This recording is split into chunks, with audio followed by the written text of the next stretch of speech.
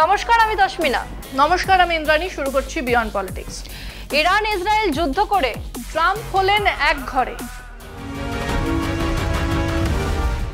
এই মেঘলা দিনে কেমন কবিতা কবিতা পাচ্ছে। বাবা, এরকম কবি কবি ভাব কেন হচ্ছে জানি না, মনে হচ্ছে জানালার ধারে বসে বৃষ্টি দেখি আর কবিতা পড়ি। তা কোন কবিতা পড়বি? তাও আমি জানি না। কবিতা টবিতা খুব একটা আমি পড়ি না, তবে ওই যে ফিলটা আমার খুব নিতে ইচ্ছে করছে। সেটাই তো, তুই আর কবিতা, উত্তর মেরু আর দক্ষিণ মেরু। তা আমি একটা কবিতা তোকে সাজেস্ট করতে পারি। কোন কবিতা? বলো বলো, পড়বো। কেউ কথা রাখেনি, 33 বছর কাটলো, কেউ কথা রাখেনি। সুনীল গঙ্গোপাধ্যায়ের লেখা। বাপরে, দুঃখের কবিতা তো মনে হচ্ছে। পড়েই দেখ না কেমন কবিতা। তা হঠাৎ এই কবিতাটা কেন পড়বো? কারণ ডোনাল্ড ট্রাম্পের মাথাতেও এখন এই লাইনটাই ঘুরে বেড়াচ্ছে। সে কি, ডোনাল্ড ট্রাম্প বাংলা কবিতা পড়ছেন? পড়ছেন না, বলছেন। কোনো একটা খবর দেবে বুঝতে পারছি, তবে কি খবর সেটা বুঝতে পারছি না। ট্রাম্পের জীবনে দুঃখ, ট্রাম্পের কথা কেউ রাখেনি। ইরান ইসরায়েল কেউ শোনেনি ট্রাম্পের কথা। কোন কথা? যুদ্ধবিরতির কথা? হ্যাঁ, ট্রাম্প দাবি করেছিলেন তিনি যুদ্ধ থামিয়ে দিয়েছেন। যুদ্ধ থামানোর ক্রেডিট তার। শান্তির প্রতিষ্ঠা করে দিয়েছেন তিনি। তারপর কেউ সেসব শুনলো না? না, শুনলো না। ইরান ইসরায়েল যুদ্ধ করেই যাচ্ছে। ইসরায়েল আবার গাজায় ত্রাণ শিবিরে গুলি চালিয়ে 44 জন খেতে না পাওয়া মানুষকে মেরেছে। ইস, কি নৃশংস। ট্রাম্প খুব দুঃখ পেয়েছেন এবং সব মিলিয়ে দুঃখ নিয়ে দেশ ছেড়েছেন। দেশ ছেড়েছেন? কোথায় গেছেন? তুই বরং এই খবরটা দেখ, বুঝতে পারবি ট্রাম্পের জীবনের একদিন। 2006 সালে গ্রীষ্মে ব্যাটল অফ দ্য বিলিয়নিয়ার্সে ডোনাল্ড ট্রাম্প জেতার পর স্টোন কোল্ড স্টিভ অস্টিন যেমন তাকে হঠাৎই এক ধাক্কা দিয়ে স্টানার মেরে চমকে দিয়েছিলেন, প্রায় 2 দশক পর ট্রাম্প যেন আবার এক স্টানারের শিকার হলেন।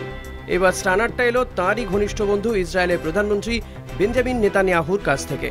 ডোনাল্ড ট্রাম্পের জন্য দিনটা শুরু হয়েছিল গর্বের সঙ্গে। তিনি ঘোষণা করেছিলেন ইরান ও ইসরায়েলের মধ্যে যুদ্ধ বন্ধ হয়েছে, দুপক্ষই তার কাছে এসে শান্তির প্রস্তাব দিয়েছে। নিজের সোশ্যাল মিডিয়া ট্রুথ সোশ্যালে তিনি একের পর এক পোস্ট করে জানিয়েছিলেন বিশ্বে শান্তি ফিরেছে, সবই তাঁর কৃতিত্ব। এমনকি শান্তির প্রতীক হিসেবে নিজের ছবি দিয়ে পোস্টার ছাপিয়েছেন, যার শিরোনাম ছিল শক্তি আর সমঝোতার মতো শব্দে ভরা। কিন্তু এই শান্তি স্থায়ী হয়নি। ট্রাম্পের ঘোষণার কয়েক ঘন্টার মধ্যেই ইসরায়েল ইরানের ওপর বোমা ফেলে। ইরান পাল্টা জবাব দেয়। পরিস্থিতি আবার যুদ্ধের দিকেই এগোয়। ঘটনায় মোড় ঘুরতেই ট্রাম্প মানসিকভাবে ভেঙে পড়েন। ক্যামেরার সামনে তিনি ক্ষোভে ফেটে পড়েন, চোখে মুখে হতাশা আর রাগ। বারবার চিৎকার করে জানান দুই দেশ যেন নিজেরাই বুঝতে পারছে না কি করছে। এর আগে তিনি সোশ্যাল মিডিয়ায় লিখে ইসরায়েলকে বোমা ফেলতে নিষেধ করেছিলেন। বলেছিলেন যুদ্ধবিরতি ভাঙলে তা হবে বড় ভুল। কিন্তু তাঁর কথার আর দাম থাকেনি। ইসরায়েলের প্রধানমন্ত্রী নেতানিয়াহু পরিষ্কার জানিয়ে দেন ইরান যুদ্ধবিরতি ভেঙেছে, তাই হামলা চলবে। ট্রাম্প সেই মুহূর্তে পুরোপুরি একঘরে। কেউ তার নির্দেশ মানছে না, তার কথাকে গুরুত্ব দিচ্ছে না। শেষে ট্রাম্প বলেন দুটো দেশ এতদিন ধরে যুদ্ধ করে গেছে যে তারা নিজেরাও জানে না এখন তারা কি করছে। এই গোলমালের মাঝে ট্রাম্প নেদারল্যান্ডসের ন্যাটো বৈঠকে রওনা দেন আর ট্রুথ সোশ্যালে লেখেন আশা করি ইউরোপে সময়টা একটু শান্তিপূর্ণ যাবে।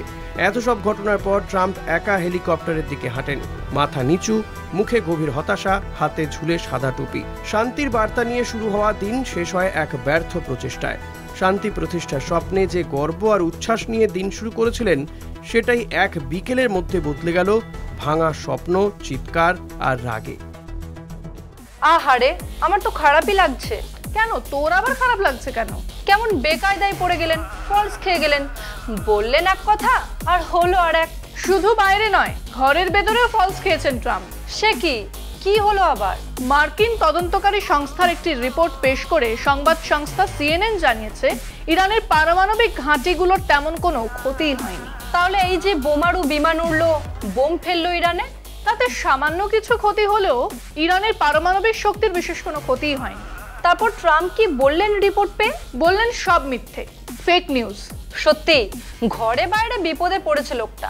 সময় খুব খারাপ যাচ্ছে ট্রাম্পের, খুব খারাপ। তুমি আমায় গোয়েন্দা রিপোর্টের খবরটা ডিটেলসে দাও।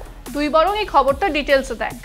যুক্তরাষ্ট্রের প্রেসিডেন্ট ডোনাল্ড ট্রাম্প জোর গলায় দাবি করেছেন ইরানের পারমাণবিক ঘাঁটিগুলিতে চালানো সাম্প্রতিক মার্কিন বিমান হামলা ছিল এক ঐতিহাসিক সাফল্য। তার বক্তব্য ওই সাইটগুলো পুরোপুরি ধ্বংস হয়ে গেছে।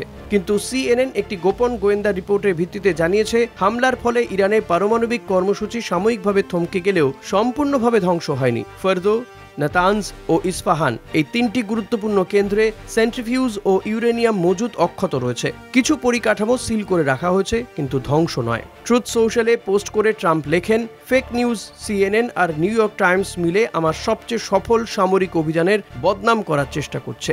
ইরানে পারমাণবিক কেন্দ্রগুলো সম্পূর্ণ ধ্বংস হয়েছে। হোয়াইট হাউসের প্রেস সেক্রেটারি ক্যারোলিন লেভিট এই রিপোর্টকে সরাসরি ভুল আখ্যা দিয়ে বলেন, 30,000 পাউন্ড ওজনে 14টি বাংকার বাস্টার নির্ভুলভাবে পড়লে তার পরিণতি শুধু ধ্বংসই হতে পারে। এটা প্রেসিডেন্টকে অপমান করার চেষ্টা ছাড়া আর কিছু নয়। মার্কিন বিশেষ দূত স্টিভ উইটকফও রিপোর্ট ফাঁসের ঘটনাকে দেশদ্রোহিতা বলে অভিহিত করেছেন এবং দোষীদের বিরুদ্ধে কড়া তদন্তের দাবি তুলেছেন।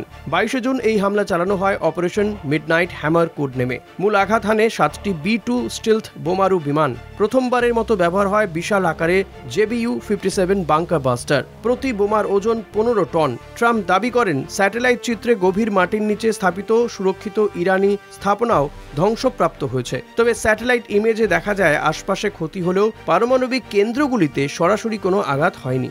আন্তর্জাতিক পারমাণবিক শক্তি সংস্থা IAEA জানিয়েছে, মার্কিন হামলার পর কোনো তেজস্ক্রিয়তা ছড়ায়নি। ট্রাম্পের দাবির সমর্থনে স্যাটেলাইট ইমেজ বা IAEA এর তথ্য কিছুই নেই। এবার গোদের ওপর বিস্ফোরা গোয়েন্দা রিপোর্ট। সব মিলিয়ে ঘরে বাইরে চাপ বাড়ছে ডোনাল্ড ট্রাম্পের। ট্রাম্পের তো জলে কুমির ডাঙায় বাঘ অবস্থা। এবার দেখার ন্যাটো বৈঠকে কি হয়। মানে কি হতে পারে? ট্রাম্পের পুতিন প্রীতি ইউরোপ ভালো চোখে দেখে না। এদিকে রাশিয়া বলেছে, ইরান যদি পারমাণবিক অস্ত্র না রাখতে পারে তবে ইসরায়েলও পারবে না। তার মানে ন্যাটোর ভিতরেও ট্রাম্প একা। তেমনই তো মনে হচ্ছে। এবার দেখার সেখানে ট্রাম্প কি বার্তা দেয়। ইসরায়েল আবার তো গাজার উপর হামলা চালিয়েছে তো।